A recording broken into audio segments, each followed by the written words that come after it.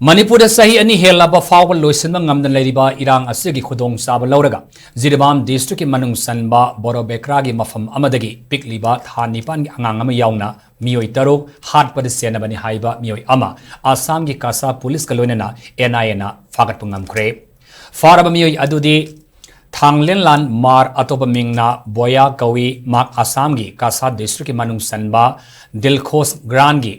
मोइनाथोल village तक हाइरी फारबा थांगलेनलाल मारसी जिरिबाम की अंगांग अहुम अमसुंग नुपी अहुम पुन्ना MEEOI तरुक फाबदा अमदी मखोई तरुकपु हाटपदा मरुओइबा थौदांग लौबा मिसकनी हाइना कासारगी SSP नुमाल महातान हाइरी लोइनाना मिहात असिगी मतांगदा थिजिनबदा थांगलेनलान मार हाइरिबा मिसक असिना महाकी हिदा camouflage dress set pakholai matik san paiba MEEOI ahumga loinana angang ahumga loinana MEEOI taruk adu Jiribam district ki Jakurado gatagi kaisal punji village gat fauba thin ki haiba khangmangam ki madugi matung makoi taruk ki asibaksang sing adu amamam to oina jiri turelda tautharakpa thengnarapadagi miyam marata chauna khoisaungna ba faun ki bani